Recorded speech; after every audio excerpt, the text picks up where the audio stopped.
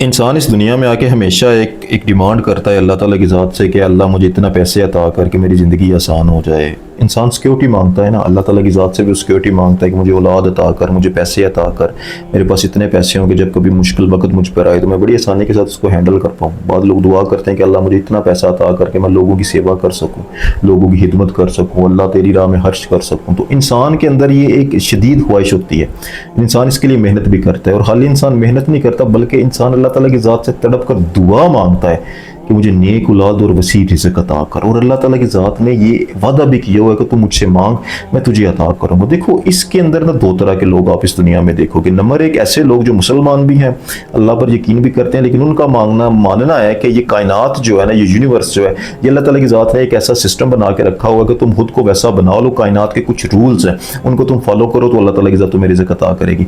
और दूसरे ऐसे लोग हैं जो कुरान के असूलों पर अपनी ज़िंदगी को लेकर चलते हैं और अल्लाह ताला की ज़ात से ये डिमांड करते हैं कि हमें ये रिज़्क़ अता कर, तो अल्लाह ताला की ज़ात उनको वसी रिज़्क़ अता करता है। आज की वीडियो में दोनों चीज़ों को हम समझने की कोशिश करेंगे। नंबर पहले हम ये डिस्कस करते हैं कि ये लॉ ऑफ अट्रैक्शन और मैनिफेस्टेशन के जो कवानीन है, ये जो एनर्जी पैटर्न्स हैं, एनर्जी के जो रूल्स हैं, वो क्या है। देखो ये किस बेस पर लोग ये बात करते हैं कि ये अल्लाह ताला की ज़ात का बनाया हुआ सिस्टम है, इसे तुम्हें फॉलो करना होगा। ये कुरान पाक में एक जगह अल्लाह फरमाता है कि ए बंदे, तू जिस चीज़ के लिए कोशिश करेगा मैं वो तुझे अता कर दूंगा। तो इनका ये मानना है कि ये जो कोशिश करना है ना, ये अपने आप को इस ऐसा बनाना है कि तुम्हारी एनर्जी उस कायनात की एनर्जी का आपस में एक पैटर्न बन सके और तुम्हें चीज़ अता हो। दूसरा एक हदीस है कि अल्लाह फरमाता है कि मेरा बंदा मेरे बारे में जो गुमान करता है ना, मैं उसके लिए वैसा बन जाता हूँ। तो जैसा तुम सोचोगे वैसा ही तुम्हारा परवरदिगार भी बन जाएगा। तो इन दोनों की बेस पर लॉ ऑफ अट्रैक्शन के, एनर्जी पैटर्न्स के ये सारे के सारे कवानीन खड़े हैं। तो उसके जो असूल हैं वो पहले हम वो डिस्कस करते हैं, उसके बाद कुरान के असूल डिस्कस करेंगे। नंबर वन, देखो कायनात क्या कहती है, कायनात का एनर्जी पैटर्न क्या कहता है कि तुम्हें अपनी क्लियर इंटेंशन चाहिए, एक वाज़िया नीयत चाहिए। मुझे अपनी ज़ात के अंदर ये चीज़ पैदा करो कि तुम्हें पता हो कि तुम्हारा गोल क्या है। अगर तुम्हें औलाद चाहिए तो तुम्हें कैसी औलाद चाहिए, अगर तुम्हें रिज़्क़ चाहिए तो तुम्हें कितना रिज़्क़ चाहिए, अगर तुम जिंदगी में कुछ बनना चाहते हो तुम क्या बनना चाहते हो। तुम्हारी जो नीयत है वो बिल्कुल क्लियर कट और इरादा तुम्हारा पुख्ता होना चाहिए, ताकि कायनात को एक वाज़िया सिग्नल चला जाए कि तुमने जिंदगी में ये करना है, तुमने जिंदगी में ऐसा बनना है, तुमने जिंदगी में इतना पैसा कमाना है, तुमने जिंदगी में ये चीज़ हासिल करनी है। तो कायनात को आपको एक क्लियर सिग्नल भेजना होगा। इब्हाम और तजब्जुब अपनी ज़ात के अंदर से आपने खत्म करना है। दूसरी चीज जो कायनात आपसे डिमांड करती है वो ये है कि तुमने जो कुछ भी मांगना है उस पर तुम्हें बिलीव भी करना है। मतलब तुम्हारी ज़ात के अंदर से ये बिलीव तुम्हें अपनी ज़ात पर हो कि जो कुछ तुम डिमांड कर रहे हो ना, उसके तुम काबिल भी हो।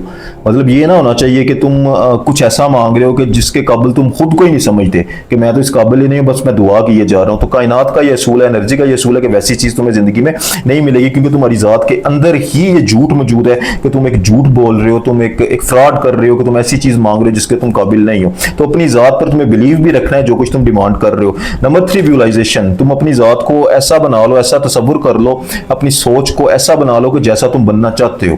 अगर तुम जिंदगी में ऐसा पैसा कमाना चाहते हो तो तुम्हें अमीरों की तरह बिहेव करना होगा। तुम्हारा बिहेवियर ही ऐसा हो जाए, तुम्हारी थिंकिंग ही ऐसी हो जाए, तुम्हारे एक्शंस ही ऐसे हो जाए, तुम्हारी एफर्ट्स ही ऐसी हो जाए। यानी विजुअलाइज तुमने सिर्फ अपने दिमाग में नहीं करना, एक्शन भी तुम्हारे इसी हिसाब से होने चाहिए कि तुम अपने आप को बिहेव ही ऐसा करो कि हर चीज तुम्हारे पास मौजूद है। एक इंसान जो है ना, जो इस काबिल होना चाहिए, उसके अंदर ऐसी चीजें होनी चाहिए। तो कायनात कहती है इसको विजुअलाइज कर लो अपनी ज़ात के अंदर कि तुम हो अमीर, तुम हो वो चीज, तुम इस काबिल हो, तुम्हारे पास ये सब कुछ मौजूद है, तुम ये कर सकते हो। तो फिर तुम्हारी थिंकिंग लेवल बहुत हाई चली जाएगी, इससे तुम्हें बहुत हेल्प मिलेगी। और कायनात इस चीज़ की भी डिमांड करती है। नंबर फोर, कायनात कहती है कि तुमने हमेशा अपनी ज़ात के अंदर पॉजिटिव एनर्जी को जगह देनी है, नेगेटिविटी तुम्हें अपनी ज़ात के अंदर से बिल्कुल खत्म कर देनी है, जो तुम मांग रहे हो उसके बारे में। नंबर सिक्स, कायनात तुमसे कहती है कि सेल्फ टॉक करो, पॉजिटिव सेल्फ टॉक करो। मतलब अपने बारे में हौसला अफजा किस्म की बातें करो कि तुम ये कर गुजरोगे, तुम ये कर सकते हो, तुम्हारे अंदर ये एबिलिटी है, तुम्हारे अंदर ये कैपेबिलिटी है, तुम्हारे अंदर इससे भी ज्यादा गेन करने की सलाहियत है। अभी तुम कम मांग रहे हो, तुम ज्यादा इससे कर सकते हो, लेकिन तुम्हारे अंदर ये सेल्फ टॉक करने से, अफर्मेशन करने से तुम्हारी ज़ात के अंदर ये बहुत बड़ी पॉजिटिव चीज पैदा होगी। कायनात इस चीज की भी डिमांड करती है। सातवां, यूनिवर्स आपसे कहती है, ये एनर्जी पैटर्न आपसे कहता है कि तुमने लेट गो करना है, मतलब कि इन चीजों को छोड़ देना है। ये सारे काम करने के बाद, यानी तुमने एक वाजिया नियत करने के बाद, खुद पर बिलीव करने के बाद, खुद पर बिलीव किया, पॉजिटिव टॉकिंग की, फिर वैसे एक्शन लिए, सब कुछ करने के बाद तुमने बस इसको जाने देना है। आप इसको बार बार सोचना नहीं, अपनी ज़ात के अंदर नहीं लाना। तो फिर तुम देखोगे कि जो एक क्लियर सिग्नल तुमने यूनिवर्स को दे दिया, यूनिवर्स उस पर उसको रीड करेगी, उस पर फिर रिएक्ट करेगी और वैसी चीज़ें तुम्हारी ज़िंदगी में आना शुरू हो जाएंगी। तुम बस अपने ये जो मेहनत है ना उसको जारी रखो, इसको लेके आगे बढ़ो। तो ये तो एक चीज थी जो कायनात और लॉ ऑफ अट्रैक्शन का कानून है, रिज़्क के हवाले से, माल के हवाले से। नंबर 2 अब बात करते हैं अपने कुरान की। कुरान में जो असूल अल्लाह ताला की ज़ात बताती है उसमें सबसे पहला और सबसे बड़ा असूल सूरत तारक में अल्लाह फरमाता है, और जो अल्लाह से डरता है अल्लाह इसको निकलने का रास्ता बना देता है, वहीं से रिज़्क, वहां से रिज़्क अता करता है जहां से इसको गुमान भी नहीं होता। आपने इस बात को नोट किया, अल्लाह फरमा रहा है कि वहां से रिज़्क अता करूंगा जहां से तुमने गुमान भी नहीं किया, जहां तुमने सोचा भी नहीं है कि वहां से तुम्हें रिज़्क पहुंचेगा। सिर्फ एक शर्त है कि अल्लाह से डर।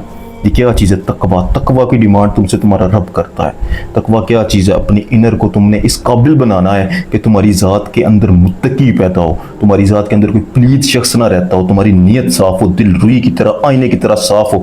यानी आपने इनर वर्क करना है, अपनी ज़ात को अल्लाह के सुपुर्द करना है, अल्लाह से डरना है, खौफ खुदा पैदा करना है। तो अल्लाह ताला की ज़ात का वादा है कि मैं तुम्हें रिज़्क अता करूँगा। नंबर ये डिमांड है, कुरान पाक का असूल है। नंबर 2 अल्लाह फरमाता है सूरह इब्राहिम में, अल्लाह फरमाता है कि अगर तुम शुक्र करोगे तो ज़रूर और ज़्यादा अता करूंगा। शुक्र क्या है?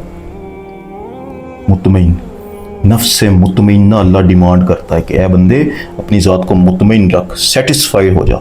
तुझे सेटिस्फाई रहना है, तुझे अब तजब्जुब नहीं करना, तुझे मुझ पर यकीन है ना, मेरा खौफ है, तो मुतमईन हो जा, मैं तुझे अता करूंगा। अगर तुम मुतमईन ना हुआ तो अल्लाह फरमा रहा है ना, ऐ बंदे तू शुक्र कर, मुतमिन हो जा, मैं तुम्हें ज्यादा अता करूंगा। ये अल्लाह ताला की ज़ात का वादा है, तो अल्लाह ताला की ज़ात तुम्हें अता करेगी। ये इस कुरान का दूसरा असूल है। नंबर 3 अल्लाह फरमाता है अपने रब से माफी मांगो, वो तुम पर खूब बारिश बरसाएगा, तुम्हारा माल और औलाद में इजाफा कर देगा।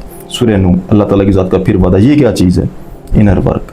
अल्लाह फरमा रहा है अल्लाह से माफी मांग, अपने तकब्बुर को, अना को, कीना को, बुग़्ज़ को, हसद को मिटा दे, फना कर दे इन चीज़ों को, अपने तकब्बुर को ख़त्म कर और अपने आप को गलत बोल कि मुझसे गलतियां हो गई, मैं नेगेटिव हूँ, मेरे अंदर सारियां हामियां हैं। अल्लाह ताला की ज़ात से तू माफ़ी तलब कर। अल्लाह ताला की ज़ात से तू माफ़ी तलब करेगा, तू रूहानी तौर पर बुलंद होगा, तेरी सोल ताकतवर होगी, तेरी दुआएं कबूल होंगी और अल्लाह ताला की ज़ात तुझे अता कर देगी। नंबर 4 कुरान का असूल है, जो कुछ तुम अल्लाह की राह में खर्च करते हो वो इसका बदला अता करेगा, वो बेहतरीन रिज़्क अता करने वाला है। सूरह सबा, अल्लाह ताला की ज़ात का एक और वादा। ये क्या चीज़ है? इंसानियत। अपनी ज़ात के अंदर ये हौसला पैदा कर कि तेरी जेब में अगर 10 रुपये है ना, गरीब को भूख लगे तो उसे खिला दे, तुझे मैं अता करूँगा। ये अल्लाह का कुरान का असूल है। अल्लाह ताला की ज़ात तुम्हें खुद अपने ख़जानों से अता करेगा। नंबर 5 अल्लाह फरमाता है, और जो अल्लाह पर भरोसा रखे वो इसके लिए काफ़ी है। ट्रस्ट। अल्लाह ताला की ज़ात तुझसे ये डिमांड करती है कि ऐ बंदे मुझ पर भरोसा कर, बिलीव कर कि मैं तुझे अता करूँगा, अपना तवक्कुल बना मुझ पर। तो ये कुरान का असूल है, तुम्हें अल्लाह ताला की ज़ात पर यकीन करना होगा। अल्लाह ताला की ज़ात का कुरान का आखिरी असूल क्या है कि ए लोगो, हलाल और पाकीज़ा चीज़ों में से खाओ, मैं तुम्हारे रिज़्क में इजाफा करूँगा। अल्लाह ताला की ज़ात सिर्फ तुम एक नफ्स नहीं हो, तुम एक रूह हो। रूह की डिमांड है हलाल। अगर तुम इसे हराम खिलाओगे तो तुम्हारी रूह कमज़ोर होगी और तुम्हारा नफ्स तगड़ा होगा। जब नफ्स तगड़ा होगा तो दुआ कबूल नहीं होगी, हलाल रिज़्क नहीं मिलेगा। तो अल्लाह ताला की ज़ात ने एक ये भी पेचीदा और बहुत बारीक सा असूल तुम्हारे लिए वाज़ा कर दिया कि हलाल की डिमांड करो, हलाल का जहन बना लो तो मैं तुम्हें अता कर दूंगा। तो ये अल्लाह ताला की ज़ात के कुरान के असूल है कि तुम्हें अगर मुझसे चाहिए तो ऐसे ले ले। ऊपर से कुछ लोगों का ये मानना है कि अल्लाह ताला की ज़ात ने ये लॉ ऑफ अट्रैक्शन के असूल भी बनाए हुए हैं कि तुम्हें मुझसे कुछ भी चाहिए तो वैसा गुमान कर लो। ये भी एक हदीस है। आज के लिए इतने, जज़ाकल्लाहु खैर।